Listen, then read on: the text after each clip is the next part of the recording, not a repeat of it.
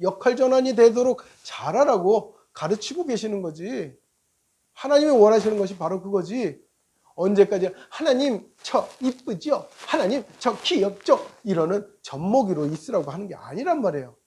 아시겠어요?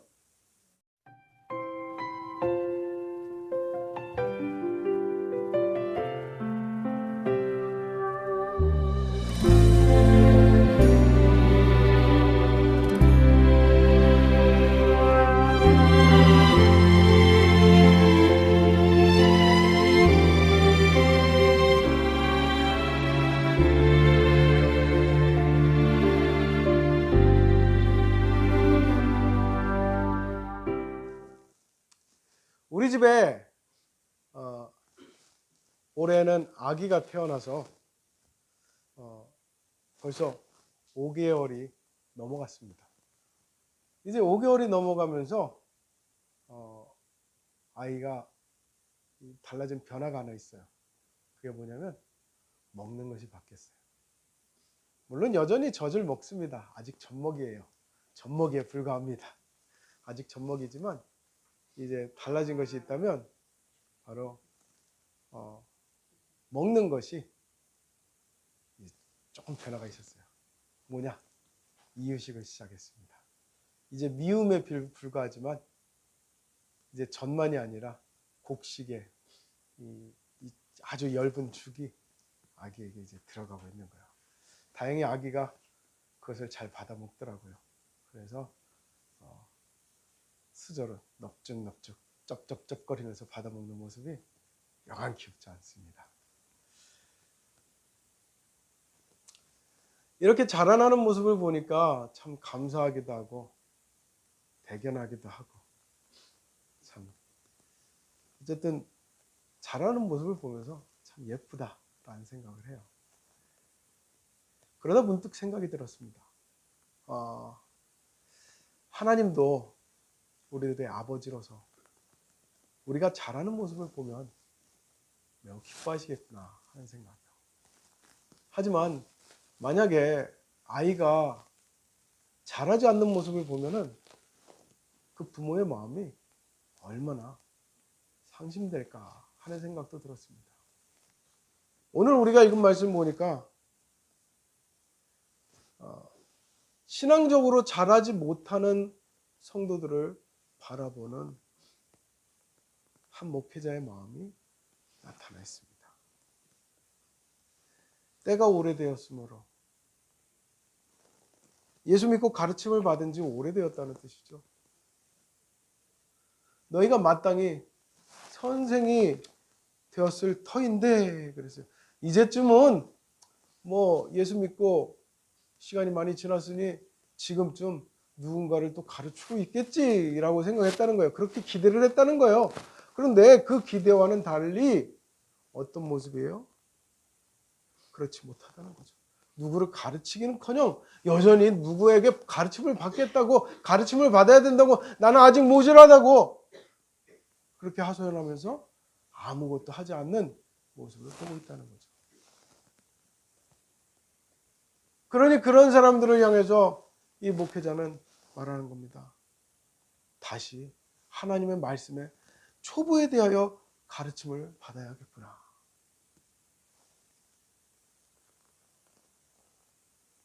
이것은 아주 절망적인 겁니다. 신앙적으로 아무런 의지도 아무런 욕구도 보이지 않는 그러한 신앙을 가지고 있다는 것에 대해서 이 히브리서의 목자는 굉장히 절망적인 겁니다. 굉장히 상심하고 있는 겁니다. 결국 그러한 이들을 향해서 이 목자는 뭐라고 말하고 있습니까? 젖이나 먹어야 되겠구나. 다시 젖이나 먹어야 되겠구나. 이거는 너는 여전히 젖먹이에 불과하구나. 이런 뜻이죠. 자, 성장하지 못하는 데는 이유가 있습니다. 어떤 이유들이 있을까요? 성장하지 못하는 데는 가장 큰 이유는 잘 먹지 못하면 성장하지 못합니다. 무엇 때문일까요?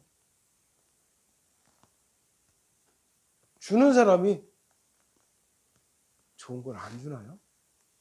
그럴 수도 있습니다. 그런데 또 반대로 말하면 먹는 사람이 여전히 젖만 먹는 것일 수도 있어요. 저희 아이가 아직은 그래요.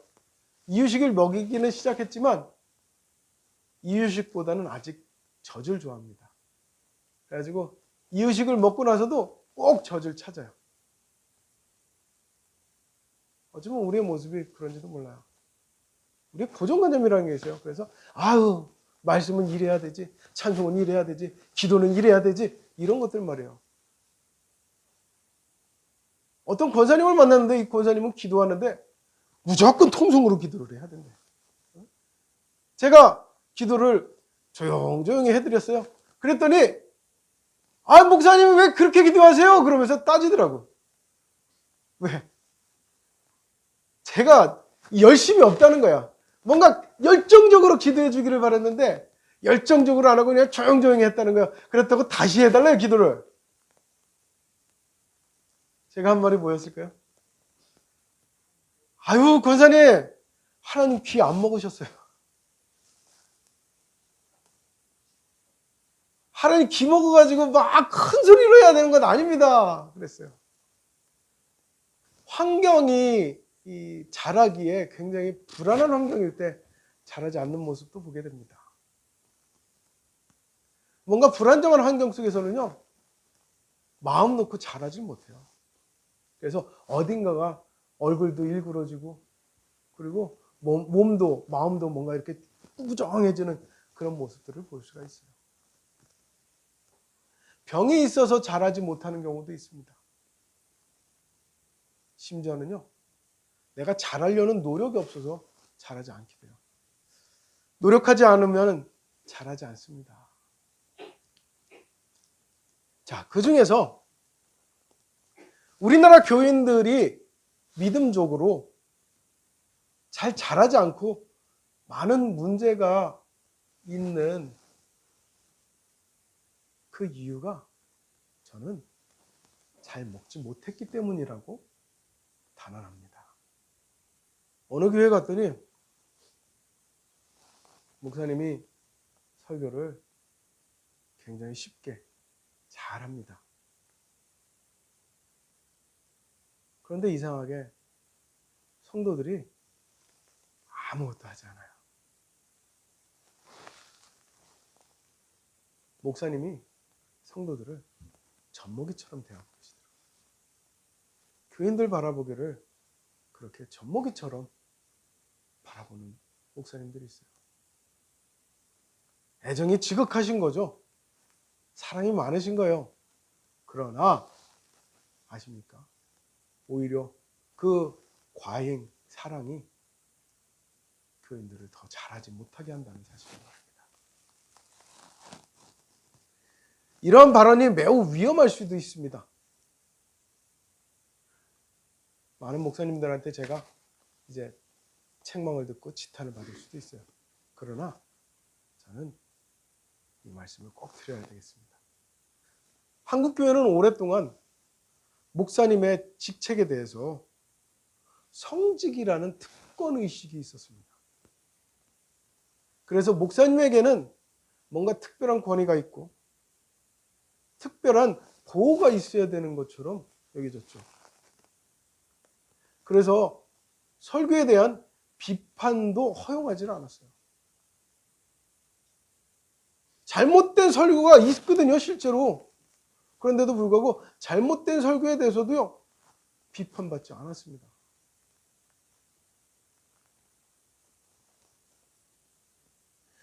목사님이 하는 일에 있어서도 마치 교황은 잘못하는 것이 없다, 교황 무오설, 이것처럼 목사님들은 잘못하는 것이 없다, 목사님들은 마치 하나님의 대리인인 것처럼,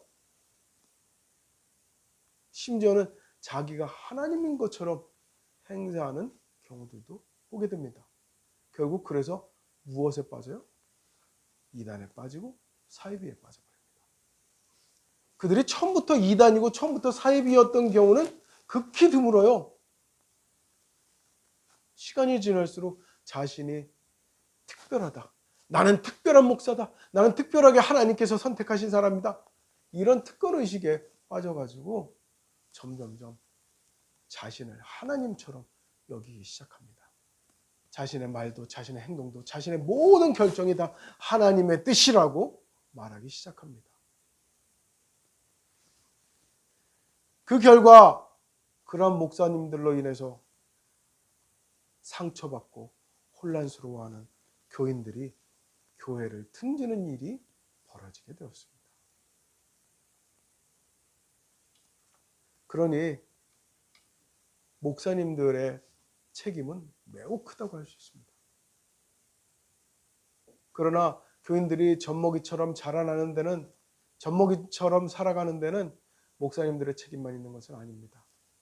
교인들의 책임도 있습니다. 교인들은 되게 안일합니다. 그저 매주 교회에 나가서 목사님의 말씀을 듣는 것만으로 자기의 믿음은 잘하고 있다고 착각을 합니다. 생각해 보세요. 학생들이 학교에 가가지고 수업을 듣고 온다고 해가지고 다 공부를 잘하나요?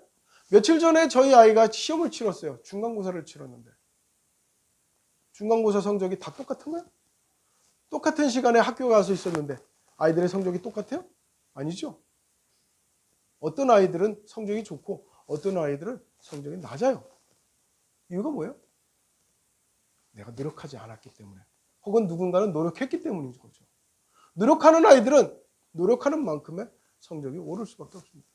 노력하지 않는 아이들은 성적이 쭉쭉쭉 떨어질 수밖에 없어요. 예배 시간에 설교를 들었다고 믿음이 성장해요? 천만의 말씀이에요. 똑같이 학교에서 배웠음에도 불구하고 누군가는 야, 그런 거 가르쳐 준 적 있어? 이렇게 말하는 아이가 있어요. 여러분들도 그렇지 않아요? 아니, 목사님이 그런 말씀 하셨어? 기억 안 나는데? 심지어는 어떻게 해요? 오늘 이 시간에 설교 들은 거 오늘 저녁에 물어보면 기억 안 나는데요? 오늘 설교 제목이 뭐였지?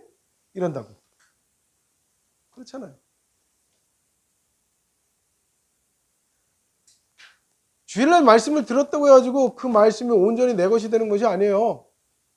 그 말씀을 내가 곱씹고 곱씹어서 내 삶 속에서 내가 나타날 때 그것이 나의 것이 되는 것이지. 그런데 그렇게 살아가는 교인이 얼마나 돼요? 여러분들은 그날 들은 말씀에 대해서 정말 각별하게 여기고 그 말씀을 다시 한번 보면서 그 말씀의 의미를 되새겨 보시면서 그렇게 살고 계십니까? 심지어는요, 어떤 교회는 그러더라고요. 아우, 내가 바쁜 중에도 나와서 앉아있는 것만으로도 얼마나 대단한 줄 아세요? 이렇게 말하는 사람이 있더라고요. 그분 생각이죠. 내가 앉아있는 것만으로도 대단한 건 아닙니다. 나 같은 사람을 이렇게 앉게 여기 앉혀있게 하는 것만으로 우리는 하나님께 감사해야 될 제목인 줄 믿으시기 바랍니다. 나 같은 사람이 이 자리에 앉아있게 허락된 것만으로도 감사해야 되는 것이지, 내가 이 자리에 앉아있는 것을 감사히 여기시오 이래서는 안 되는 거예요. 얼마 전에 친구 목사님의 교회에서 일어난 일을 들었어요. 그 목사님 교회에 한 남자가 왔답니다. 그리고서 와가지고는 한다는 말이, 목사님, 제가 좀 형편이 어려우니 제가 저에게 용돈을 조금만 주십시오. 그러더래요. 그래서 조금 드렸대요. 그랬더니 그 다음 주에 와가지고도 또 손을 내밀더래요. 그 다음 주에 와서 또 손을 내밀더래요. 올 때마다 손을 내밀더래요. 한 달이 넘게. 그래서 그 목사님이 그랬대요. 교회에 나오는 거요, 용돈을 받으러 나오는 거. 그랬다는 거예요.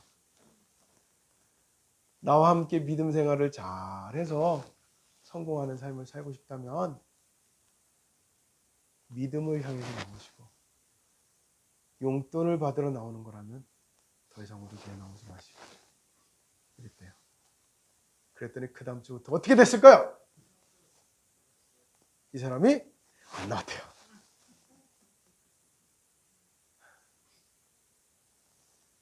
내가 나와주는 것이 대단한 것이 아니라 나 같은 사람이 하나님 앞에 부름받았다는 것만으로, 하나님 앞에 나올 수 있도록 허락받은 것만으로도 우리는 감사해야 될 줄 믿습니다. 오늘 말씀 속에 나오는 것처럼 그저 너는 젖이나 먹어야 되겠구나 하고 책망받는 성도가 될 뿐입니다.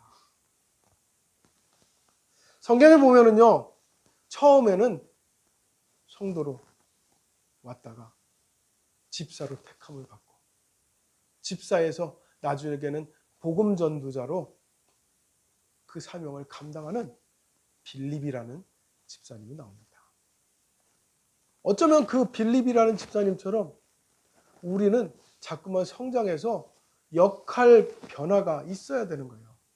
역할 전환이 있어야 되는 거예요. 아기가 태어나면은 아기에서 나중에는 학생으로, 학생에서 나중에는 직장인으로, 부모로 역할 전환이 있는 것처럼 우리도 성장을 해서 역할 전환이 일어나야 되는 거예요. 그것이 매우 당연한 일입니다.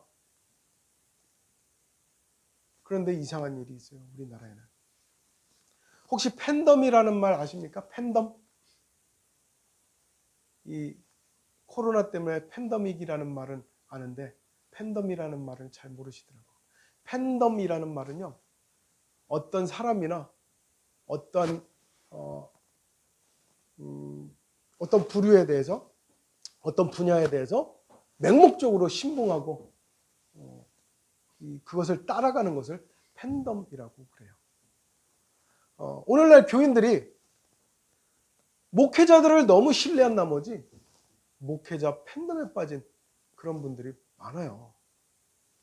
그래서 어떤 목회자, 자기 교회 목회자들을, 아니면 어떤 목사님을 특별히 막 굉장히 신성시하는 거예요. 아, 이 목사님은 신령해. 그러면서. 그래가지고 그 목사님이 하는 말이나 행동들을 다 하나님처럼 여겨버리는 그런 분들이 있어요. 그렇기 때문에 대표적으로 교회에서 그루밍 사건들이 일어나는 거예요. 교인들이 목사님이 하는 말을 그냥 다 따라. 심지어는 목사님은 경제 전문가도 아니거든요. 근데 목사님이 기도하고서는 여기 땅 사세요 그랬다고. 그래가지고 덮어놓고 그냥 땅 사버리는. 이 주식 사세요 그랬다고. 무슨 목사님 무슨 점쟁이요? 심지어는 목사님한테 목사님 제가 이쪽으로 이사를 가려고 그러는데 어떨까요? 기도해 주세요. 그쪽으로 가지 마세요. 하나님의 말씀이 그쪽으로 가지 말래요. 이렇게 목사님을 하나님처럼, 하나의 신처럼 떠받드는 그런 사람들이 있어요.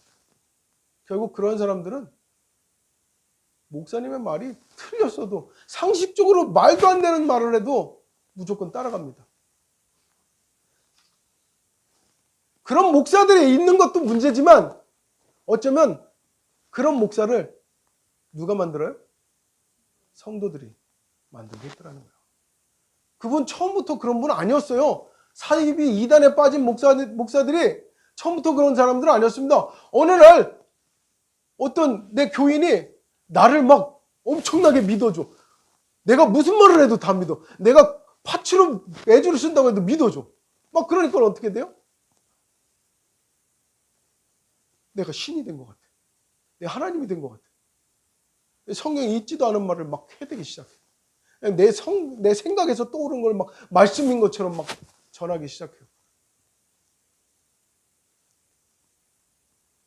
성도들을 그렇게 젖먹이처럼, 아무것도 모르는 젖먹이처럼 양육하는 목자도 문제지만요, 목자를 갖다가 그렇게 신처럼 떠받드는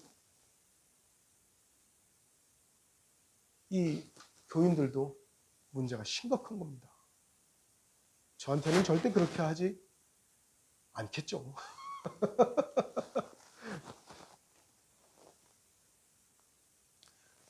목회자는요, 목사는 하나님도 아니고요, 하나님의 대리인도 아닙니다. 그저 신학을 공부하고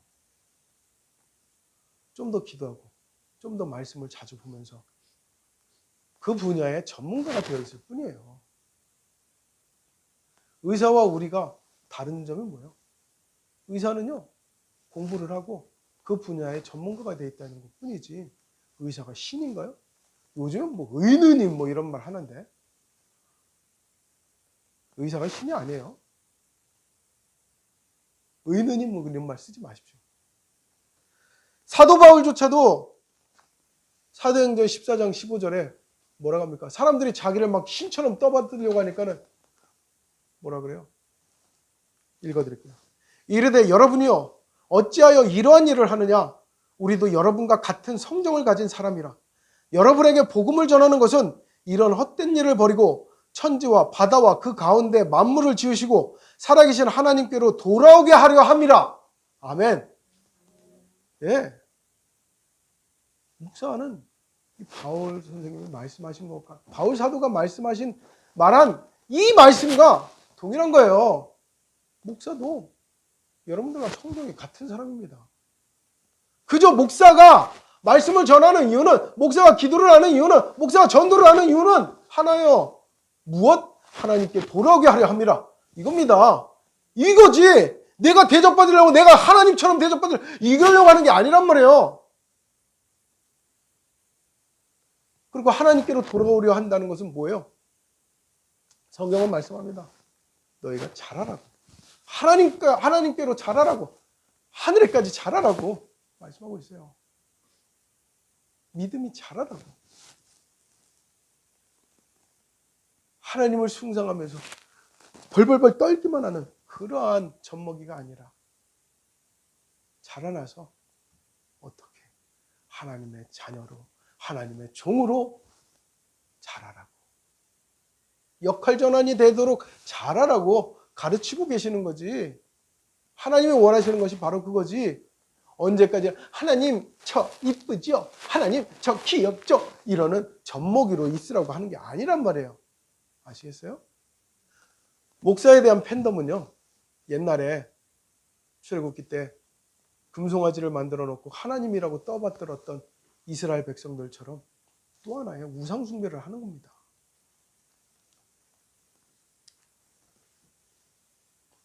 그럼에도 불구하고 목사님들이 이 우상숭배적 섬김에 취해가지고 마치 자신이 하나님의 대리인인 것처럼, 자신이 하나님인 것처럼, 자기가 재림 예수인 것처럼 착각에 빠지면 마귀 되는 겁니다.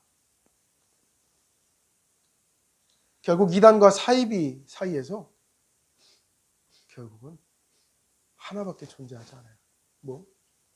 착각. 이거밖에 존재하지 않습니다. 그러한 이들은 교인들이 똑똑해지지 않기를 바랍니다. 교인들이 성경적으로 잘하지 않기를 바라요. 그저 나의 그루밍 속에서 잘 있기를 원해요. 여러분, 우리는 깨어나야 됩니다. 16세기에 있었던 종교개혁, 루터와 칼빈 등이 종교개혁을 그렇게 목숨 걸고 하려 했던 이유가 뭐예요?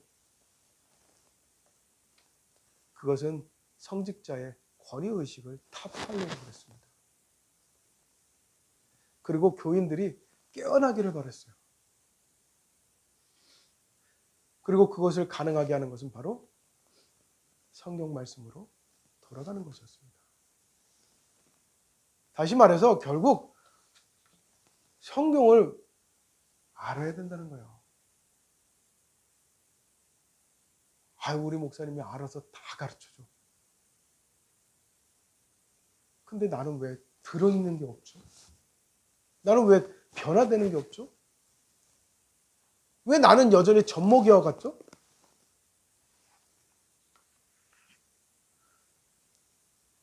성경 말씀 안에서 우리는 신앙 안에서 누구는 더 신성해져야 되고 누구는 덜 신성해도 된다는 구분이 있다고 착각하지 마십시오.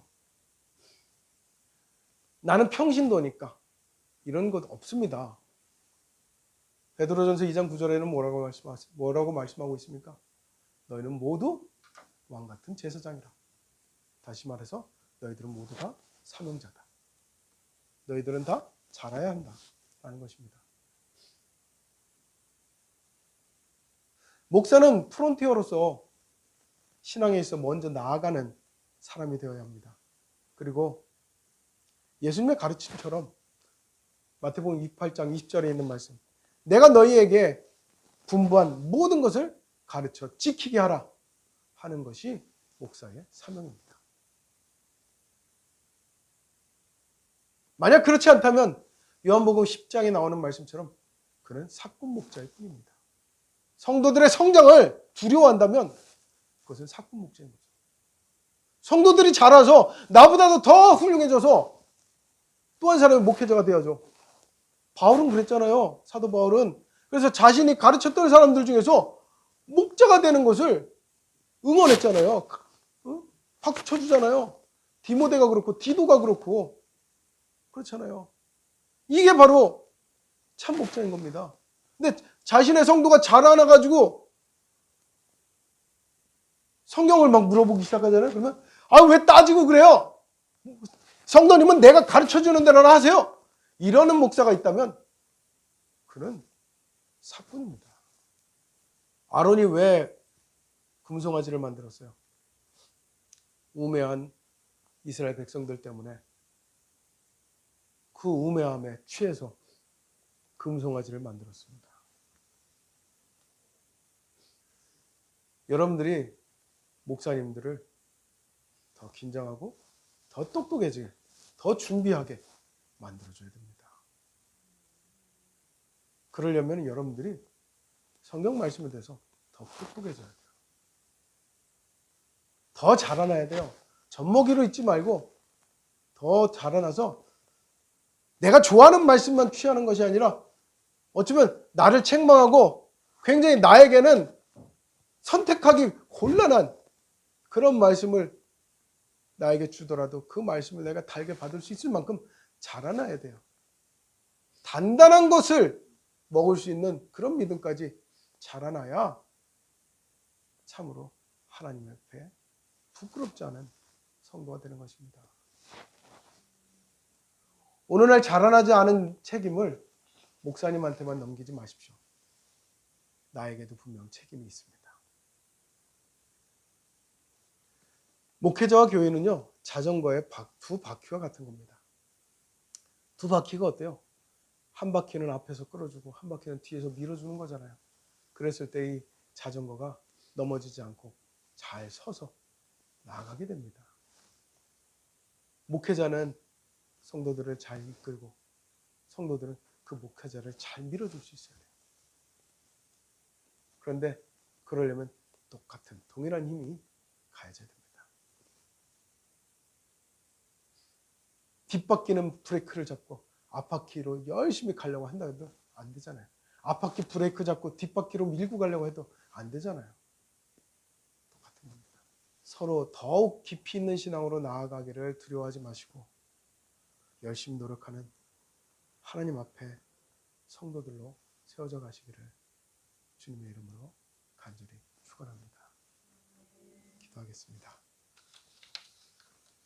하나님 아버지, 우리 성도들이 믿음 안에서 정말 하나님 앞에 크게 자라나는 성도들 되기를 간절히 기도합니다.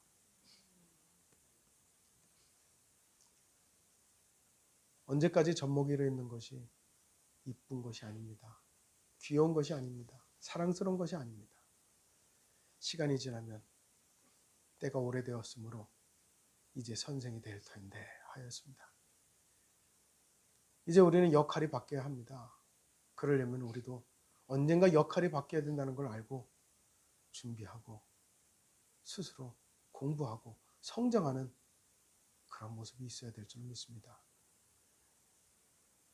교회를 처음 나왔을 때나 10년이 지나서나 20년이 지나서나 똑같은 그런 모습이 아니라 이제 시간이 지났음에 때가 오래되었음에 변하여서 누군가를 가르칠 수 있는 믿음에까지 자랄 수 있는 성도들이 되게 하여 주시옵소서. 그리고 그러한 성도들이 되는 것을 기쁨으로 바라볼 수 있는 목회자들이 되게 하여 주시옵소서. 하나님, 정말 하나님 앞에 더 이상 젖먹이로 있지 않고 자라나서 하나님의 큰 기쁨이 될 수 있는 저희들이 되기를 간절히 원합니다. 그런 저희들로 인하여서 한국교회가 다시금 부흥하고 한국교회가 새롭게 신앙의 변화가 일어날 수 있는 개혁되어지는 그러한 저희들 되게 하여 주시옵소서. 예수님의 이름으로 기도드립니다. 아멘.